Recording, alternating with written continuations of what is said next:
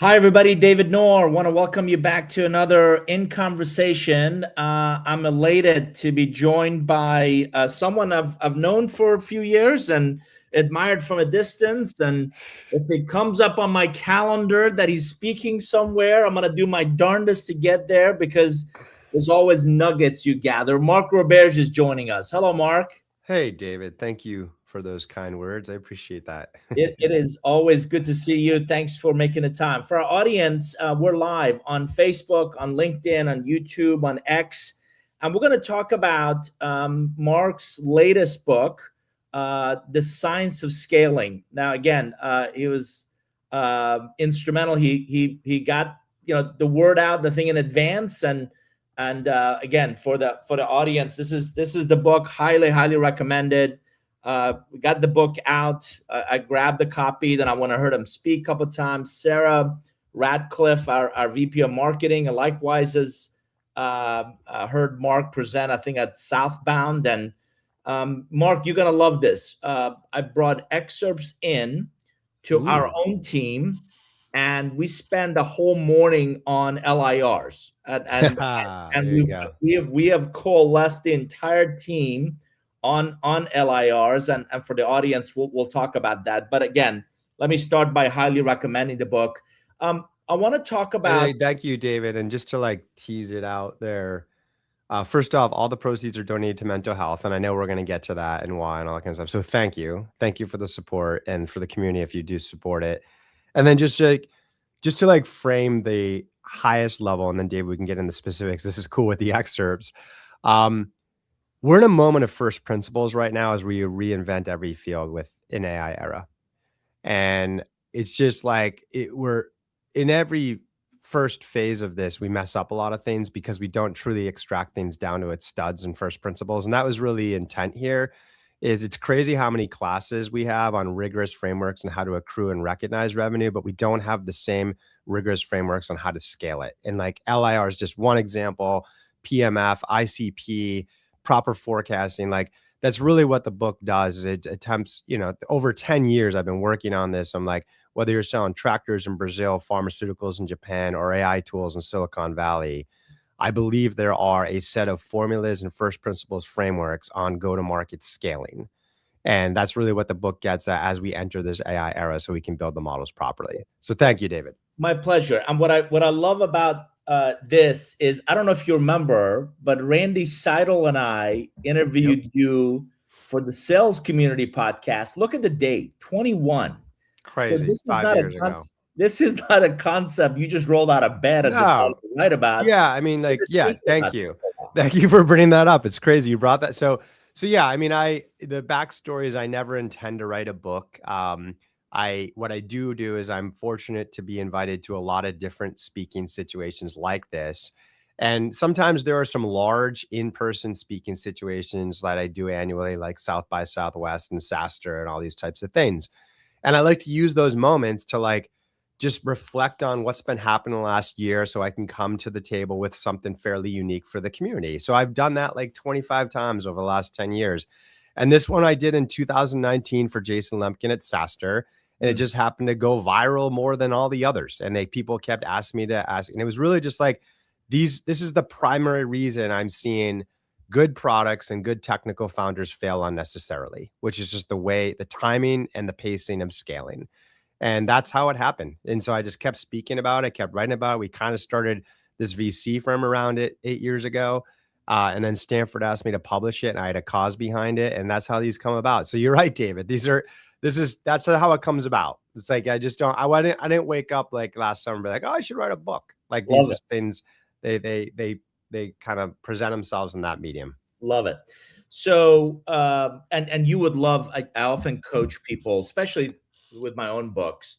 You're not reading a novel, be an active reader. So I got to show you my book, my Science of Scaling book at some point.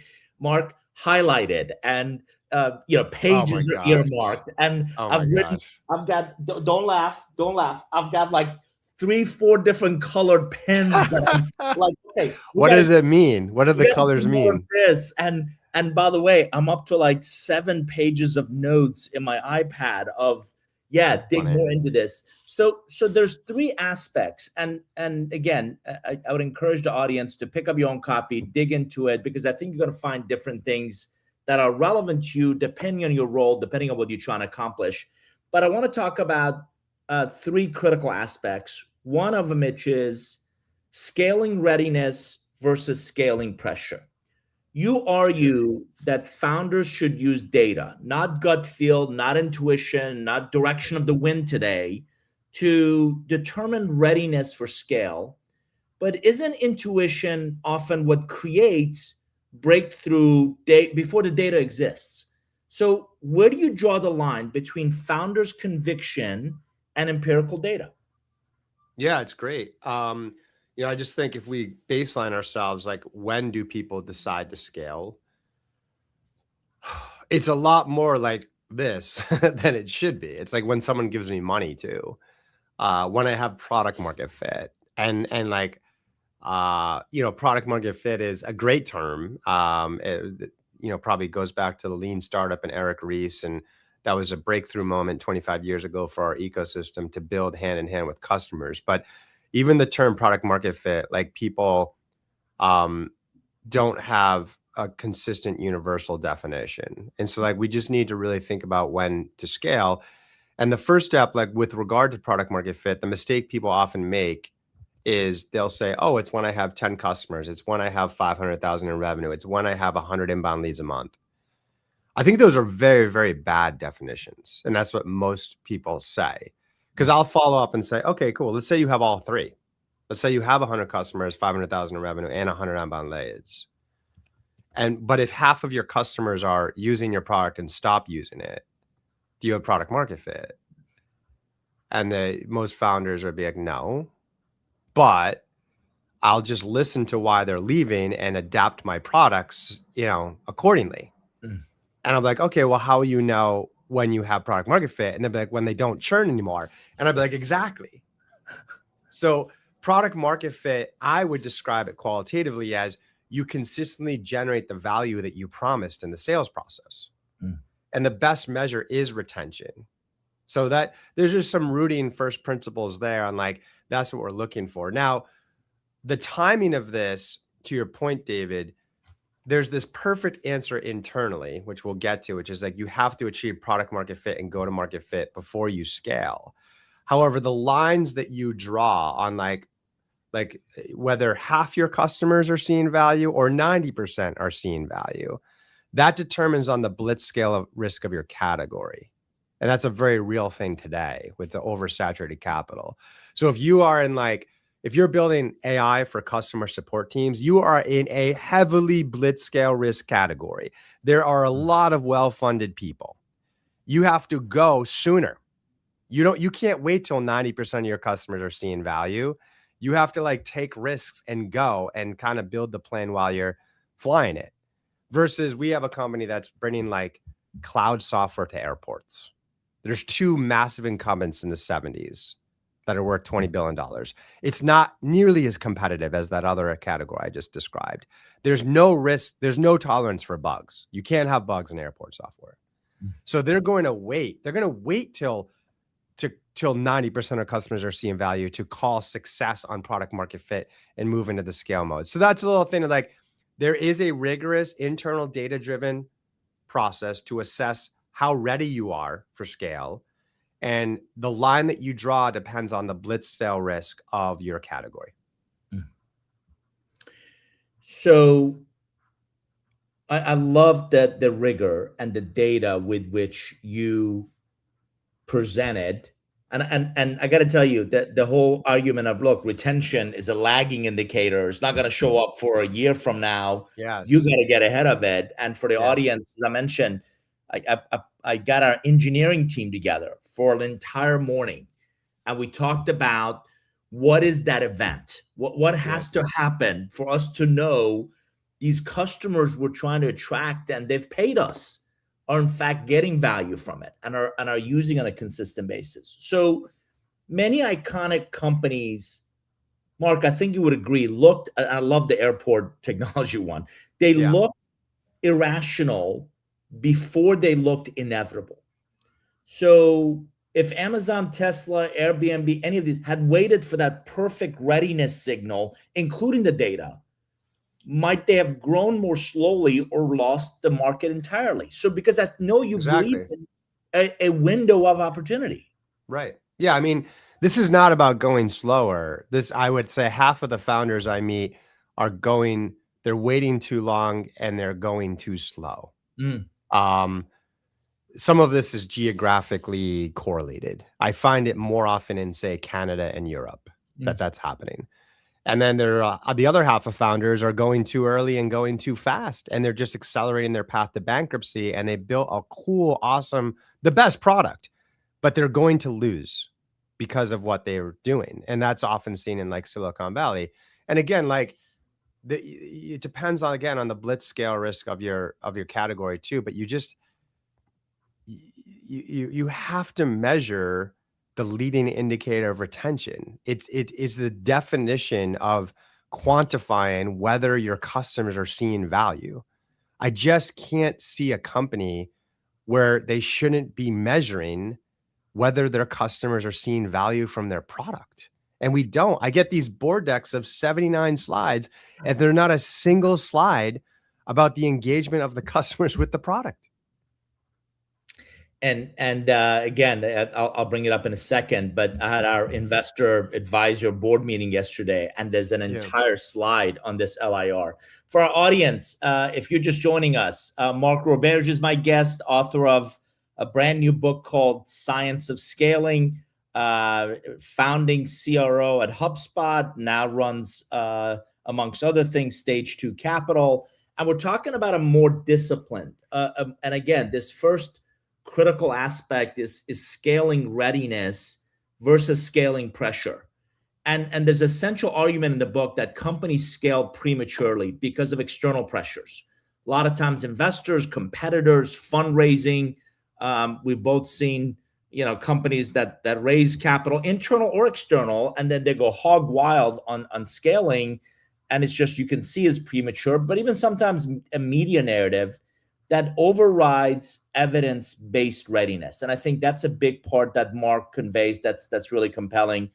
But I like reframing scale as something that must be earned through measurable proof points rather than ambition alone. So you challenge founders to quantify product market fit. Is there a danger of overqualifying that causes them to miss opportunities that aren't measurable yet? Yeah. So let's just frame that for a second. So David's kind of alluded, we've already kind of walked through that. I strongly recommend people root product market fit in retention and not sales.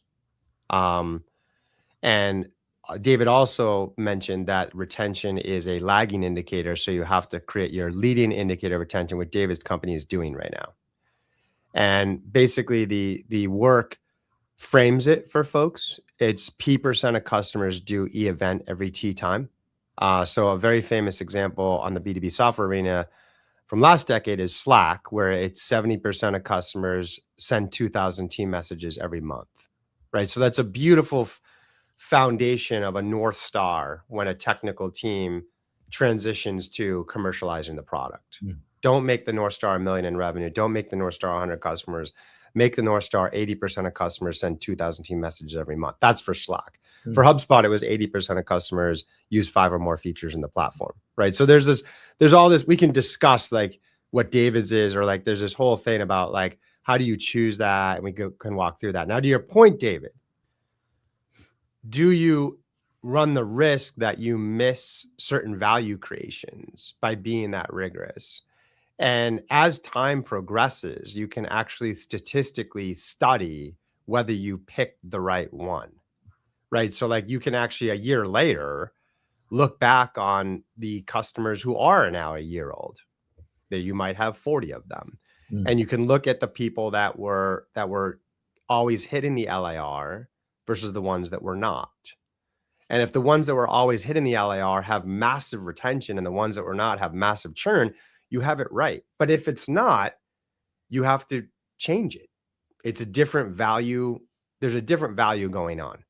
And the good news is most companies are sitting on a ton of user logs that you can just spend the week running. We did this at HubSpot when we were at 10 million in revenue. We ran like 57 permutations. Is it the number of contacts, the number of leads, the number of features? It just so happened that using 5 or more features was the strongest correlation to retention. So like, yes, you might get it wrong, David. And if you do, a year later, you can run a more formal statistical analysis to figure out where the value resides. Now, there's 2 things I want to point out. First off, don't over obsess in the beginning. Lock yourself in a room for 2 hours with the people that need to be involved and come out with the decision. As CEO, say, this is my decision. All of your peers are setting up their North Star around customers and revenue. You are setting up around value. If you pick the wrong value measure, who cares? It's at least a value measure. Okay. So just lock yourself in a room for 2 hours and just run with it. Go ahead. Where was this book 2 years ago? I tell no lies for our audience. Yeah. This is a deck that I put together for our investors and board members. And again, Mark, you're going to love the fact that, again, not just bringing up the book, but, and I love the stair-stepping approach that you talk about in LIR. So we started with what percentage of our install base logs in daily to use the platform. And for the audience, Mark is right. You have user logs. The problem is we weren't looking at them. We weren't analyzing them. We weren't, and look at the data that it starts to show. It's good that user base is growing, but the bottom, right? When the software craps out or functionality doesn't work, people abandon it. And then they go flat because we're not making fast enough changes, but they start to come back when you in fact do pay attention to it. So this is a critical metric, again, for our team to coalesce around. And now engineering and marketing and sales, and it's not just a fly-by-night thing. Oh, that's nice. And it's not a KPI. It's not an OKR. It really is a guiding light of, are we focused on the right things for the right reasons? Yeah. And you reminded me, David, of my other point on that is, as you're creating it, make sure you're aware of the balance between accuracy and simplicity, right? So what I mean by that is, if we wanted the highest actually statistical correlated number, LIR, it would be this massive and or nested formula. It would be like they send 2,000 CE messages and they're integrated with Slack, or their CRM is set up and they're, like all these things. And that would generate the strongest correlation. Sure. But you also have to remember that as we scale, there's a lot of utilizations of this LIR. I'll give you 2.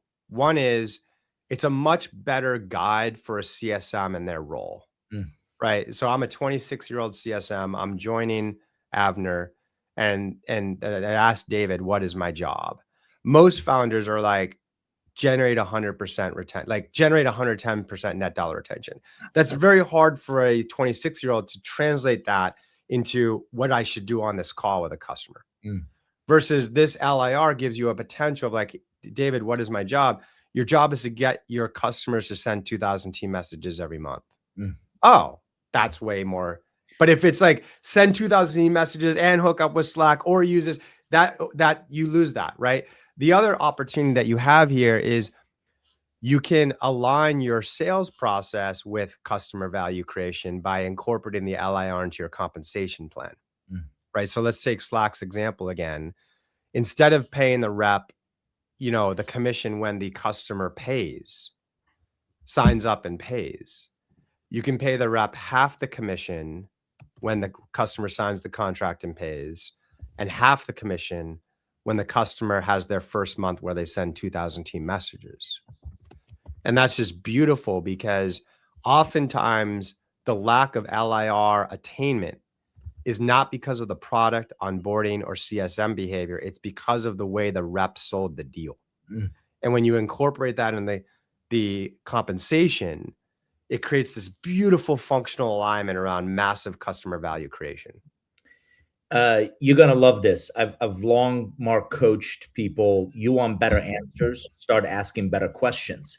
Yeah. If Nice. our LIR is what percentage of our customers or users are logging in daily, I'm Yep. actually bringing that up as part of my discovery. What Right. value do you need to see to log into a platform daily? Mm-hmm. And if you understand that value, what is it that they're after? What is it they're looking for? Ideally, that's what you're building, and that's what Exactly. draws them in. Of, oh, there's that classic FOMO of, if I don't log in daily, I'm gonna miss something. And now Yes. it becomes habitual of, that's where I'm going to get value from. So move on with me to, let's talk about the critical aspect number 2 that I kind of captured in my notes, which is product market fit doesn't just have to be quantified.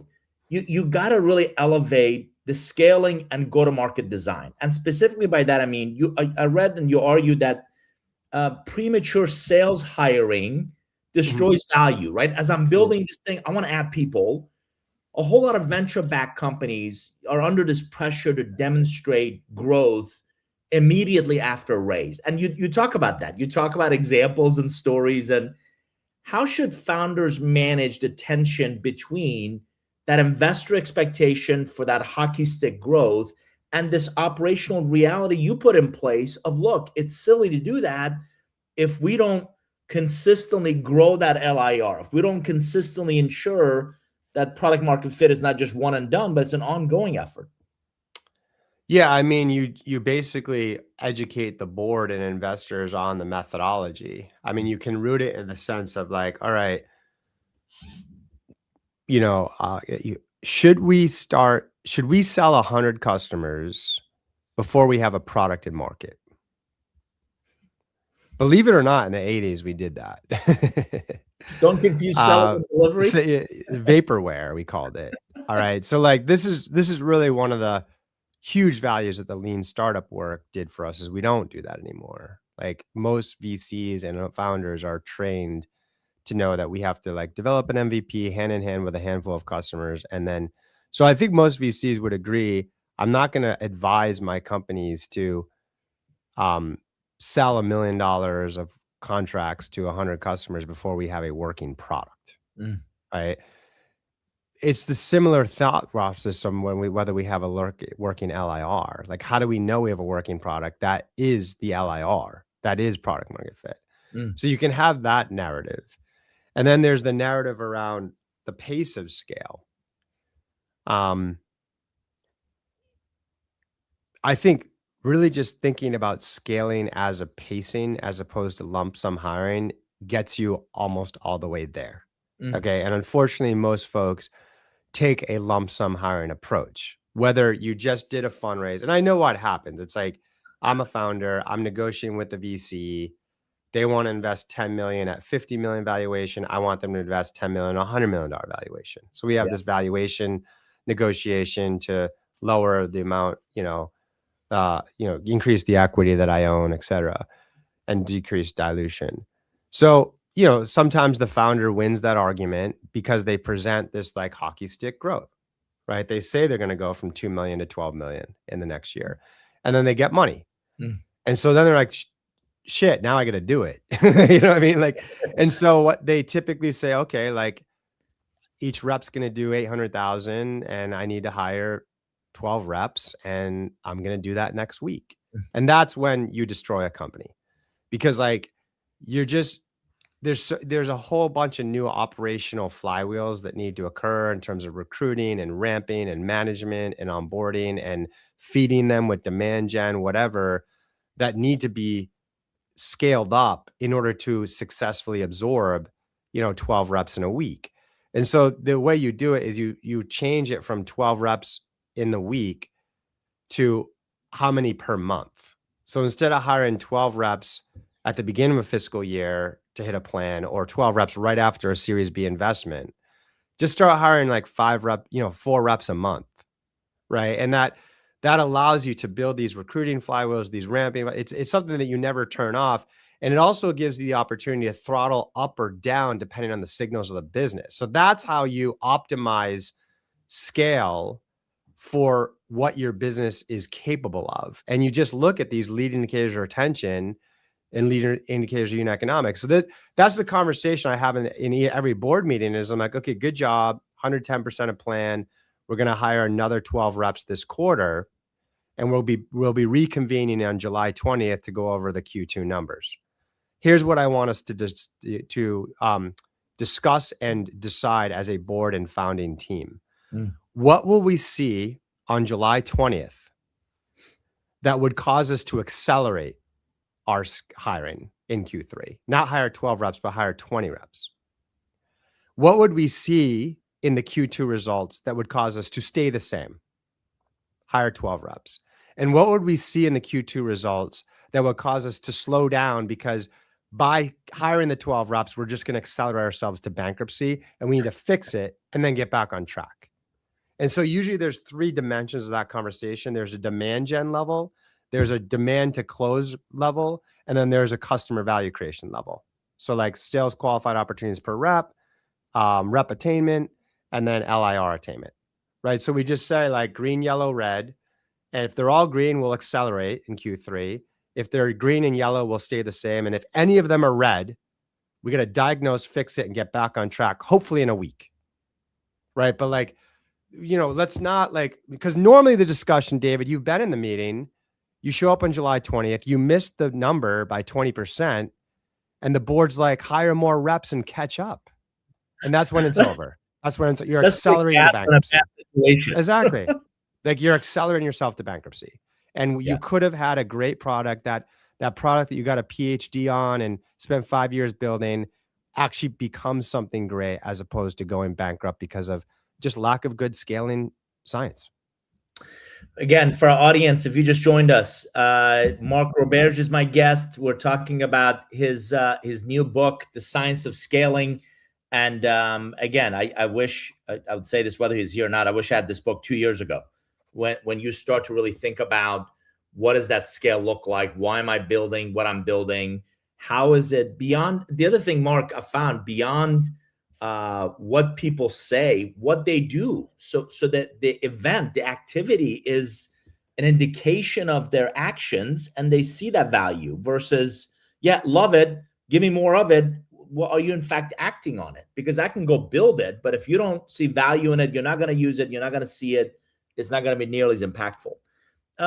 My question of you is on category defining, category creating companies where there's no historical benchmark. How do you account for? What does that evidence-based scaling look like for those? Is it still LIR? Definitely. I mean, like, this is really just quantifying your perception of value. Like, let's look at Harvey in legal AI. Like, their value is that these lawyers, and you kind of alluded to this, these value metrics sometimes have a maturity model based on the maturity of your startup. And you've done it very well here, David, where you first start out with, the basic one is just do they set it up? It's kind of like shocking how often we can't even get it set up. Right. So if we look at like a new evangelism like Harvey, it's in, AI for lawyers to be able to accelerate, all the back, the behind the scenes, non-client facing things that they do. You're processing documents, you're creating documents, et cetera. How many of the lawyers are just setting this up and trying it? Then you can graduate to an engagement one. So like, how many use it weekly? How many use it daily? How many documents does each one use to create or process, right? Then you don't have to, but you could graduate to an outcome-based one. So like, there's probably like a utilization number at lawyers. Like what percent of my time am I billing versus not? And so like, that's where we like, what is how much has the utilization gone up, right? You don't have to, but you can measure all 3. So like, I don't know, I can't think of a startup, even one that's evangelizing like a Harvey, like an OpenAI, like an Anthropic, where value creation for customers is not important and value creation for customers not measurable. I just can't think of it. I do have a question of you. I've got a couple of friends, and you and I know, similar friends that, a CRO that walks into an environment where they inherit already scaling inefficiencies, right? Not quite maybe your accelerated path to bankruptcy, but Yeah. What's the first metric you'd examine to determine whether that growth is healthy or artificially subsidized?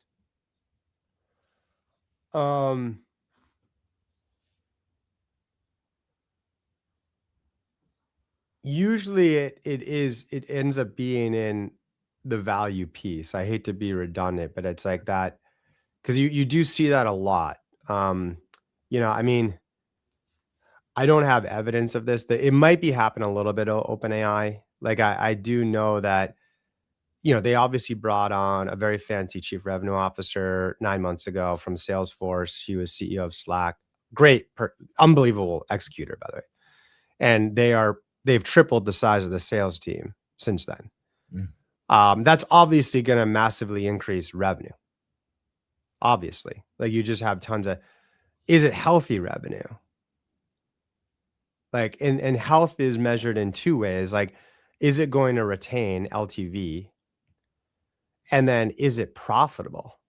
Like, what was the cost of that revenue? And I think I just saw an article that says that it came at a high cost, like, cost $2 to get $1 of revenue type of thing. And that's fine. Like they're just playing a strategy. I think they're trying to like really win the consumer game. And sometimes you're taking a loss leader to get there. I'm not saying it's crazy. I mean, it's one of the best companies of the history of tech. But yeah, I mean, like you have to measure both the LTV health and you have to measure the unit economics. And I talk about that as go-to-market fit.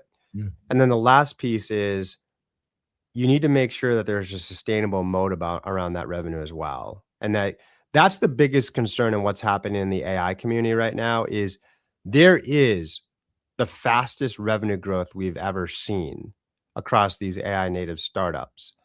But there's a lot of question marks about whether that revenue is high LTV and durable, meaning is there a moat around it or will it be like completely eliminated when Claude releases its next release next month, right? So like, there's just not a big enough. I do think we'll look back on this moment and kind of say like that was a moment where a lot of founders and investors were duped by revenue growth at the expense of LTV, high LTV and high durability, and they should have had a higher lens on LTV and durability.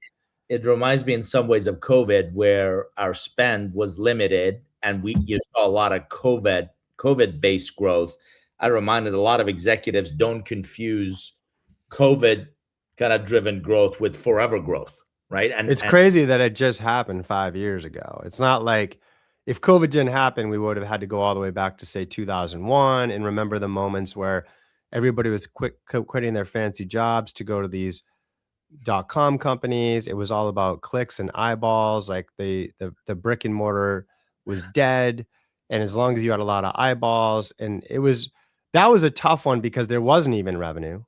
And it was also a tough one because these companies actually went public and the retail investors bought it. And that caused a massive global recession when people figured out that this wasn't real. Yeah. And so like, that is this classic Gartner curve. Like you're at the peak, you don't really know what it is. You think it's clicks and stuff, and then it crashes and everyone's like, internet's a fad. And then you actually build real companies. That's what happens. And lots of people are arguing that's where we're in right now is like, everyone's getting fooled by these like AR crazy revenue growth stuff, but it's not high LTV. It's not durability. The public markets will be the judge and jury in Q4 when some of them start to go out. And if they don't clear their last valuation, things can get crashed pretty hard. Like, I don't know. And there's arguments on both sides, right? But that's what they're saying. From a market standpoint, you're seeing a lot of AI pilots go away after 90 days because they didn't deliver the value. Right. And that's why I'm actually just about to publish an article. I was in SF last week and literally shook hands with like 179 founders and AI go-to-market people to like in group meetings and lunches and that kind of stuff, just to like continue to explore where the frontier is right now. And there's a cool frontier I don't think has been talked about a lot yet is the replacement of proof of concept with proof of outcome, to your point, David, where it's like, we've often used proof of concept to get over a buyer's objection around technical feasibility. It's like, oh, I get it. Why don't we do this? Let's implement it, proof of concept or a pilot, whatever, and just make sure it technically works. Great. Let's do it. And then we can clearly write that if this occurs after 90 days, then you'll transition to a full-time contract. And if it doesn't, you get your money back.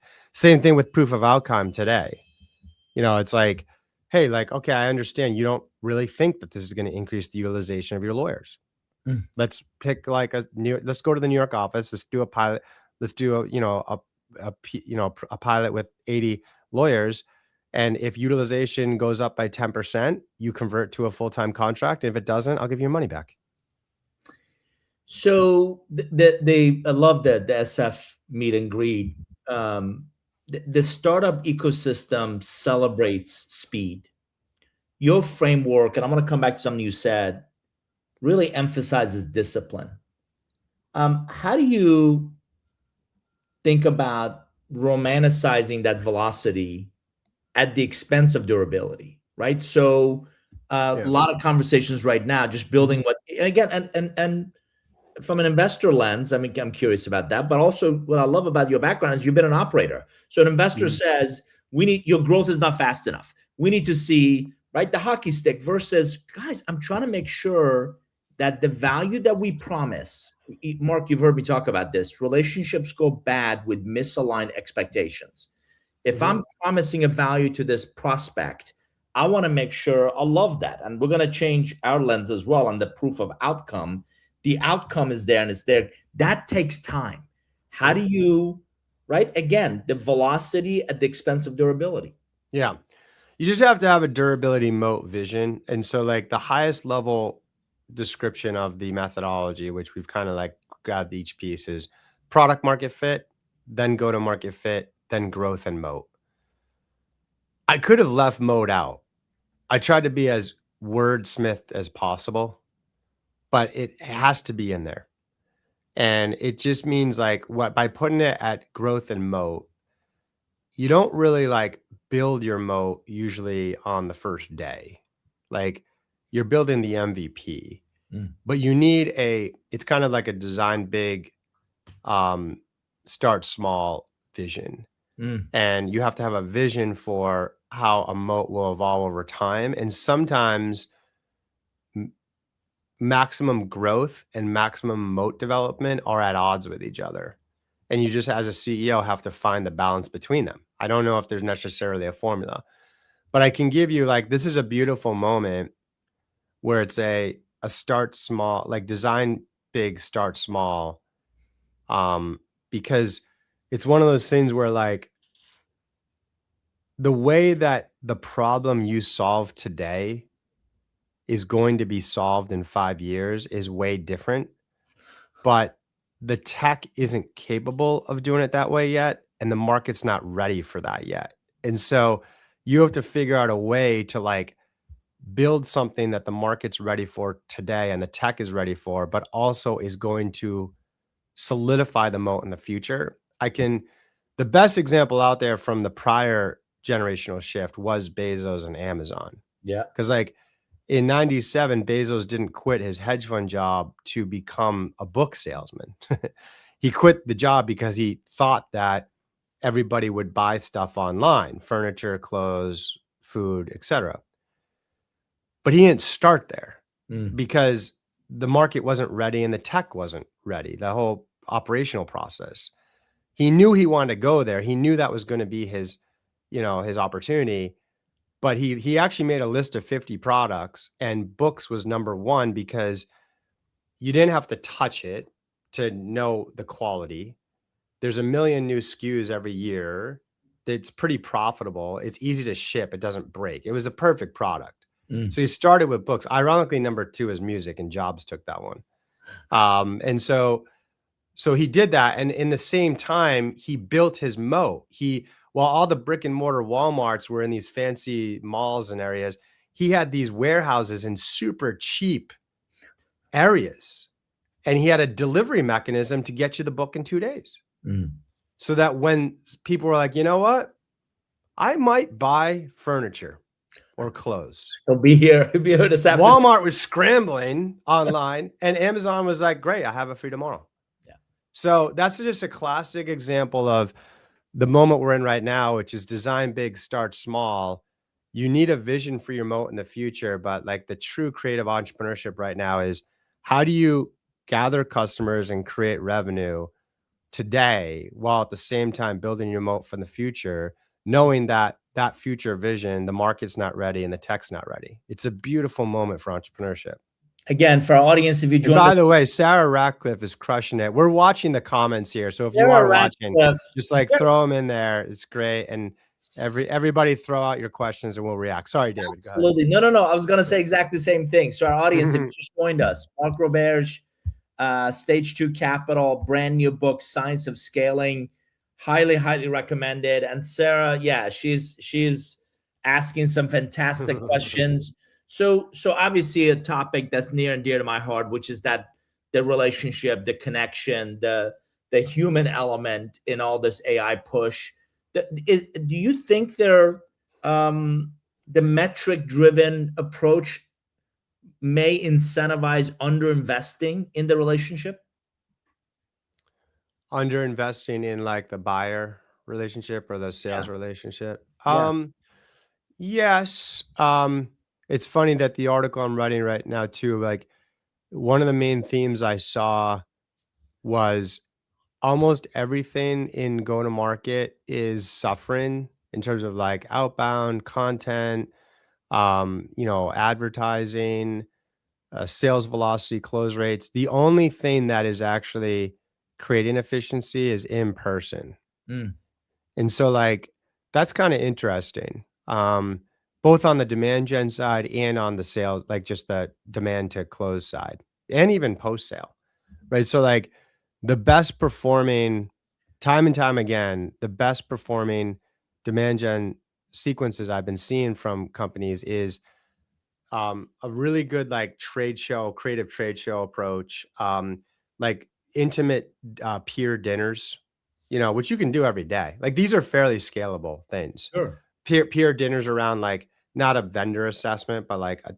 AI strategy. So that's very interesting. And then we're going the opposite in terms of what justifies an in-person meeting. I think like over the last 20 years, we went from like anything under 20K was on Zoom and anything over 20K was in person. And then we pushed it to 50K and then we pushed it to 100K. And then now we're doing COVID blew it out. I mean, $1 million deals over Zoom. Yeah. Now it's going back. Like anything over 100K, go in person. Anything over 50K, go in person. And for two reasons. One is like, it's just allowing you to like separate through the noise. And the other reason was the biggest risk with in-person was just opportunity cost of time. But reps are on planes running agents and doing 200 emails. So there's no loss in productivity. So you get the best of both worlds. You get the intimate, high touch in-person meeting with no impact on general productivity. Is LIR relevant to a service business? And that's one. Absolutely, yeah. Two, we've been talking a lot about startups and investors, and talk about how your science of scaling applies to a large enterprise and an initiative or a new campaign, new product launch, new reorg, sure, drive. Sure. So change that lens from a startup world to enterprise, and then talk about LIR in the service business. Yeah. I mean, it's absolutely applicable to services. My wealth manager's LIR is where they log into the online portal every month, because it's just like the value of like just the strategies that they're doing, et cetera. Consultancies are actually pretty good about it because they typically are upfront on the statement of work. Like the SOW is just a beautiful documentation of the value expectations and the timeline on servicing them. So like they're almost like it's just all built into a lot of these services. Accounting firms, absolutely. What was their tax savings had they not used you? You know what I mean? Like these are all it's hard. Again, it's whether it's services or software, you still need to create value for your customers. Yeah. Now, with regard to large enterprises, first off, like if you are already into the growth stage, it's not too late to set up your LIR. HubSpot does $2 billion a year in revenue and still measures their LIR because I have never seen a company over a 10-year period that didn't lose product market fit. Like tech changes, competitive landscape changes, like market sentiment changes. So if you're waiting to measure your annual retention to know, then you're operating your business 9 months late, right? So like, it's never too late to set it up. And then the other thing is these same arguments around inappropriate like scale timing and pacing, whether you're going too slow or too fast or too early or too late. This happens in large organizations as well, because they're always bringing new products to market and they're always bringing existing products to new markets. And I've done this a million times with our portfolio and large companies, et cetera. They all get overly cocky that it's just going to work. I've seen so many people be like, okay, we're launching our new AI product and we're going to launch it at the June customer event. So it's October now. Marketing, change the website, product, get it built, sales, train all 700 reps. And so there's this like huge amount of perceived work that's happening. And then they launch it in June and it's not quite right. Like the message isn't quite right. The product features have some gaps. It's not bad. They'll get there over the next 6 months, but the company really has a bad couple quarters because they just spent 30% of their sales capacity on a product that doesn't even have product market fit yet. We don't even know how to sell. Had they just said, we're going to launch our new AI product, let's create this launch team of 17 engineers, a PM, designer, 2 salespeople, 1 CSM, and a marketer. Let's put them in the Switzerland office and let's have them as quickly as possible achieve product market fit through the LAR analysis and achieve go-to-market fit through the unit economics analysis and get it ready. And hopefully they can have it done in a month, but it could take 6 months. But at least we know where we're trying to get to. And once they have it, then we can train the 700 reps. Had they just done that, they would have hit the profit expectations of the street. But instead, they get cocky. It's the miles per gallon. It's the operational efficiency. It's the lean startup, right? Concept of let's go test this. So I have a follow-up question on Mark, the leadership. I'm going to give you 2 options: extraordinary product market fit and mediocre leadership, or exceptional leadership and moderate product market fit. Which one do you bet on? Leadership for sure. Because it always comes down to the leadership and the founders. You never know if you're going to hit it or not. It's really how you respond, how bold you are, how you manage adversity. This is the thing that Halligan did best by watching him closely compared to any other founder that I know, is he always recognized, regardless of the size of the business, when the business was at serious risk and when a bold decision was needed. I see a lot of founders scale to 10 million, to 20 million, and they go from making bold, quick decisions to protecting what they have. Right. But dude, you're 20 mil. You don't have anything yet. If a new competitor comes on and they start eating to your market share, you have to put the company on the line. And even the big companies have to put themselves on the line right now. And a lot of them aren't going to have the guts to do it. And some of it's just the misalignment of individual motivations. You have a lot of CEOs of large SaaS incumbents that don't intend to be there for 7 years. They need to do another 18 months and retire. So if you're going to do that, are you really going to want to make the really tough call to get the AI product out there and disrupt your business, have revenue go down, your stock price tanks, and you have to gut it through and keep telling the story and keep telling the employees and do the right thing and cannibalize your business and come out the other end? Never. A lot of the leaders, they're not incented to do that. They're 18 months from retirement. Yeah, it's the playing not to lose versus playing to win and remain relevant. So I got to, one of the things I've noticed in writing my books is I stumble on either ideas for the second edition or ideas for the next book. What have you learned about science of scaling that you hadn't thought about when you wrote the book? Well, I think like go to market as a field is going to look very different in 10 years. How And so? I think that's just how the role of agents, AI agents. Um, and it's like, I still feel like we only can see 10% of it today. So that's where I'm very interested in. By using the science of scaling frameworks, I can make sure I look through these from a first principles lens.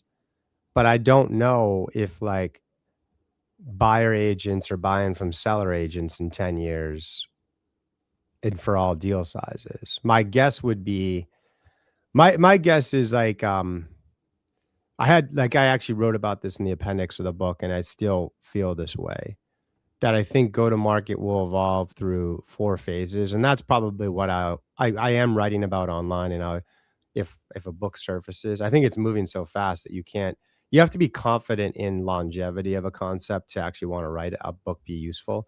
So I don't know if there's enough conviction and longevity of a concept right now there. But like phase 1 that we're in right now is um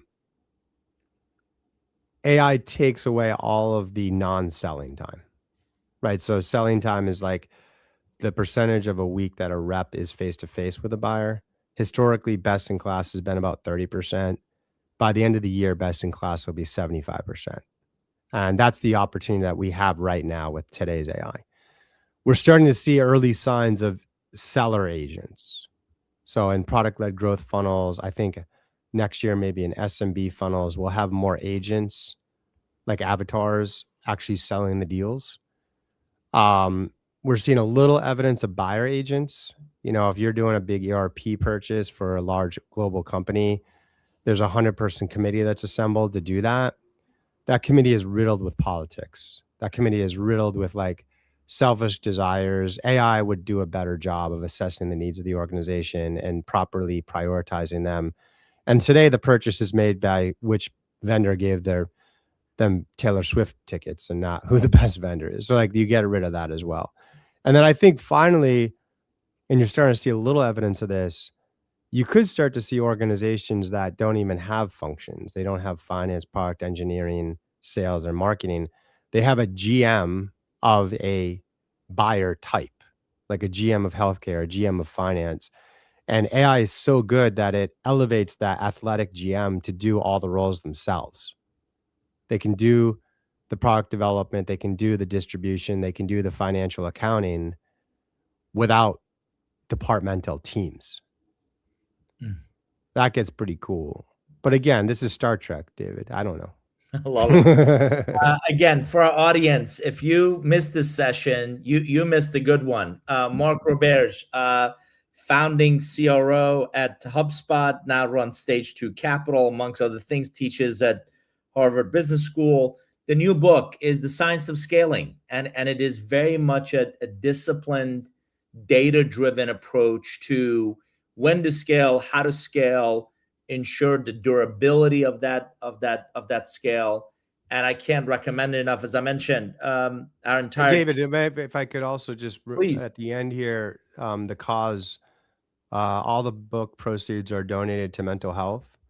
love The last book was donated to a different cause. The reason for that for me today is partially personal and partially an observation. The personal reason is mental health has played a massive role in my life. I've been a caretaker and I've also been a patient. It's many people have to suffer in silence because we still have a stigma. If you find out that someone you're interviewing recovered from cancer 10 years ago, you probably elevate your perception of them. If you found out they recovered from mental health, you probably have concerns. It's not really fair. They're both genetic in most cases and a disease. And so oftentimes folks have to suffer in silence. I've been blessed with certain resume points that people respect, so I can be a little more vulnerable. And that is part of the reason for the donation. The other reason is it's kind of crazy how much effort, talent, capital is going into building AI and not helping society adapt. I don't think the tech community can delegate this to Washington or academia. They're just not close enough to it. I think we as technicians need to better balance like our building with our societal assistance. And this is my little thing. It doesn't have to be a big thing. Everyone needs to do a little thing. This is my little thing for now. I'll do more later, but I hope that people can, find time in their 996 Silicon Valley jobs to not just personally try to benefit from this, but also help society adapt. And I wasn't kidding when I said you're not reading a novel. You're reading something that is actionable, that is relevant, that is right. So things that really move you in a meaningful way. And I did this with a team, and I would encourage the audience. The insights from the book are profoundly more impactful if you find ways to apply them. If you find ways to bring this into your own efforts, into your own kind of initiatives, a lot of great insights into, especially again, where we are in building Avneer and building and growing this, and making sure that the whole team, like I said, understands it, believes in it, coalesces their efforts around it. It has become a daily conversation in our daily stand-ups. It has become a part of my, discovery with prospective clients. It's Sarah on our team building campaigns and the new website. So Mark, thank you. Thank you for the research. Thank you for the insights. Thank you for sharing the wisdom. And again, for our audience, I love these in conversations because again, I learn as much from them as I think you do. I'd encourage you to, if you don't follow us, Avneer is pretty active on LinkedIn. I'm as well. I post 8 a.m. Eastern every day and share insights on relationships, on lasting change, and on real innovation. So on behalf of Mark, thanks, and our team, Mark, thanks for joining us. Thanks for being here, and appreciate the insights. And everybody, will see you on the next episode of In Conversation with Nour. Thanks, everybody. Take care. All the best.